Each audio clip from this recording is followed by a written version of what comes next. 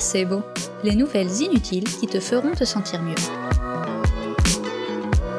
Depuis l'apparition de la pandémie coronavirus, nos routines se sont peu à peu réorganisées autour de certains rendez-vous réguliers. Bon nombre d'entre nous attendent chaque jour le décompte du nombre des contaminés, ceux en soins intensifs, les décès et bien sûr, les guéris. C'est d'ailleurs de là que vient l'idée de Placebo.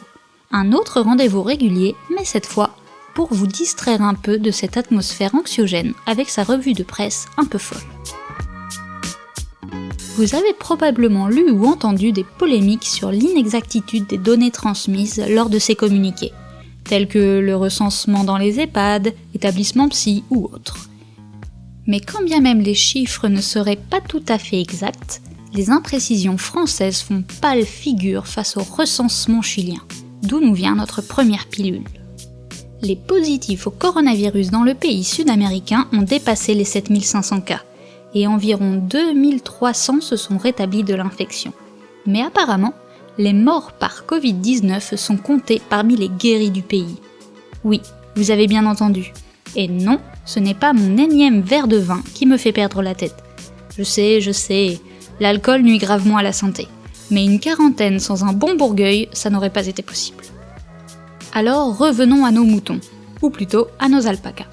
Le ministre chilien de la Santé a annoncé lors de la conférence de presse du 12 avril que nous avons 898 patients qui ne sont plus contagieux et nous les incluons comme guéris.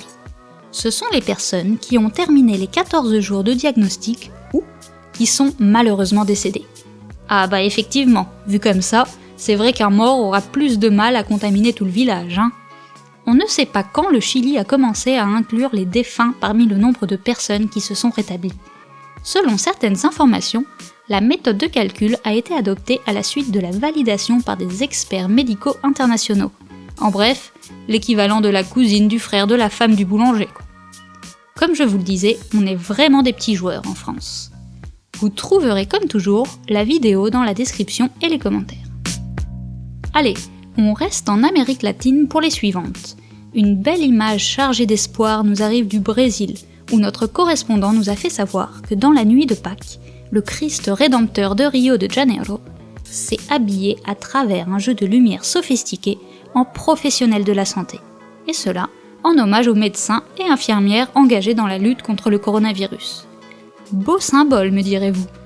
Mais je suppose que le personnel sanitaire brésilien préférerait un soutien concret de son gouvernement, comme reconnaître l'existence du Covid par exemple. Mais on ne peut pas tout avoir. Peut-être que Jésus, qui s'y connaît un peu en miracle à ce qui paraît, redonnera ou plutôt donnera la vision à Bolsonaro. On remonte un peu plus au nord maintenant, puisque la dernière pilule quotidienne nous vient du Mexique.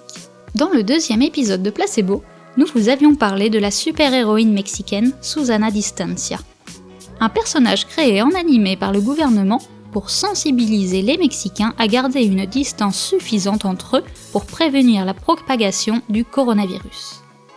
Comme c'était prévisible, Susana est devenue la protagoniste de nombreux mèmes et vidéos caricaturales et, accrochez-vous bien, même d'une version live action.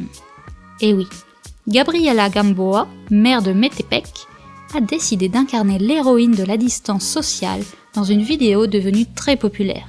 Allez donc y jeter un coup d'œil, le lien en description. Et surtout, faites-nous savoir quelle est selon vous la meilleure version. En ce qui me concerne, j'ai toujours eu une nette préférence pour le ridicule réel. Si vous souhaitez aussi nous signaler des news insolites, n'hésitez pas à nous écrire sur les réseaux sociaux ou par mail à produzionimalarrazza@gmail.com. Notre comité scientifique sérieux et impartial les analysera attentivement et peut-être qu'il les validera pour un prochain placebo. Sur ces belles paroles de mise en commun du savoir et de la connaissance, je vous souhaite une agréable soirée. Prochain rendez-vous ? Demain, 18h, comme toujours. Hasta la vista, baby. Placebo, pour impressionner dans les dîners mondains.